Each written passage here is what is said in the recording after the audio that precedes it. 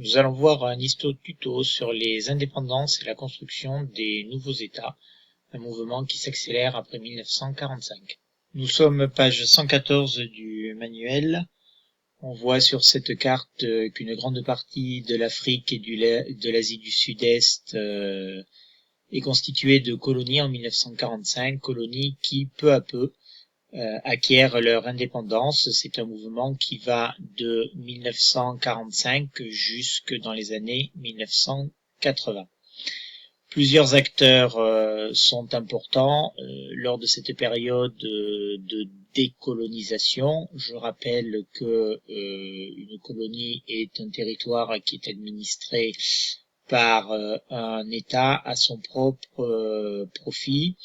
La plupart des pays d'Afrique et d'Asie du Sud sont devenus des colonies au cours du XIXe siècle. Les deux principaux empires coloniaux sont l'empire britannique et l'empire français. En 1945, il y a trois nouveaux acteurs sur la scène internationale. Nous y reviendrons, mais c'est le début de la guerre froide. Les États-Unis et l'URSS. Les États-Unis, ancienne colonie, souhaitent par nature, idéologie, la liberté des États. Il ne faut pas oublier que le président Wilson avait mis en place, à l'issue de la Première Guerre mondiale, le droit des peuples à disposer d'eux-mêmes.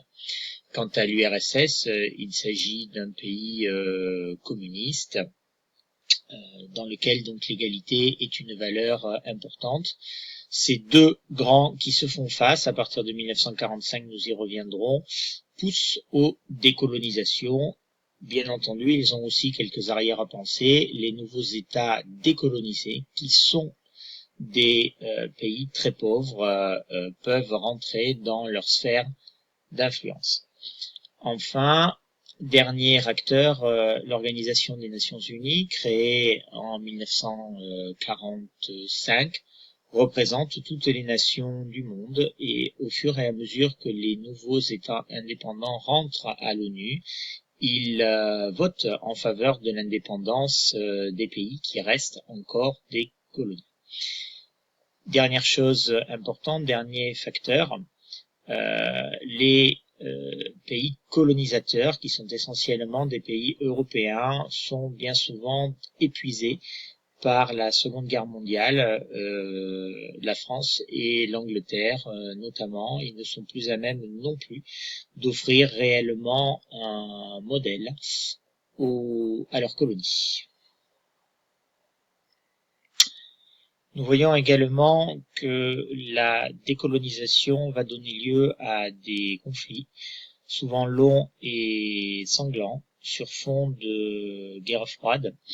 D'autres décolonisations se font de façon négociée.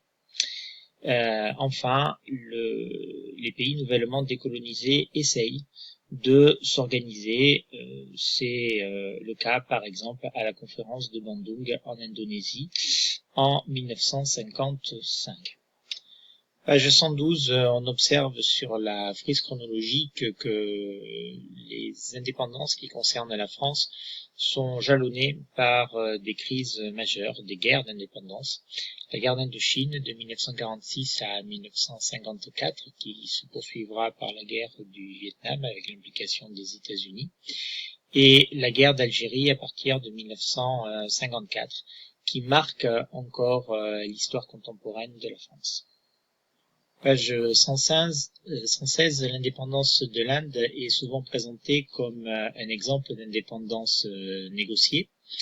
Effectivement, on voit sur cette photo que les Indes britanniques sont devenues indépendantes suite donc à une négociation.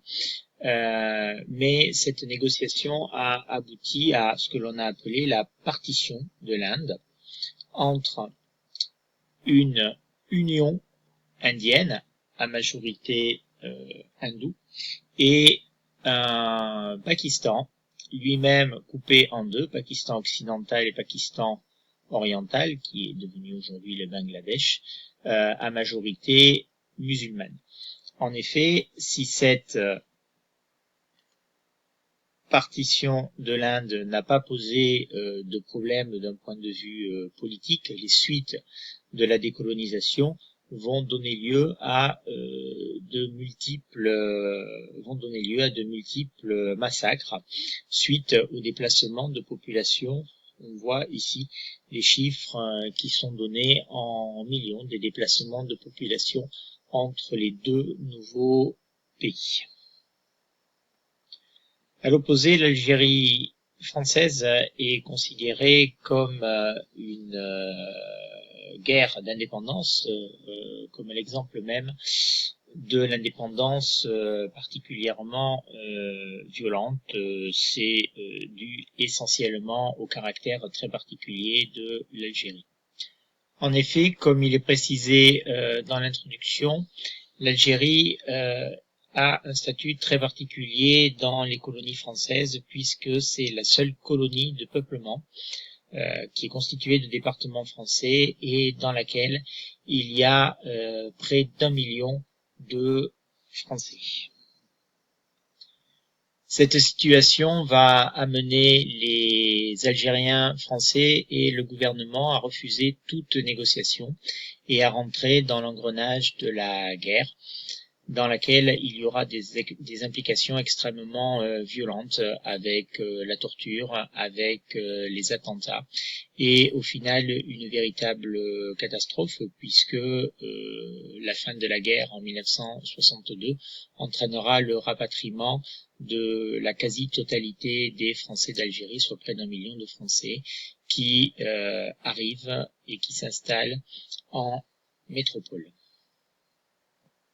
Après les indépendances, les nouveaux États rentrent à l'ONU et votent donc à l'Assemblée générale des Nations unies, mais ils font très souvent partie des clientèles des anciennes colonies ou des deux grands, l'URSS et les États-Unis.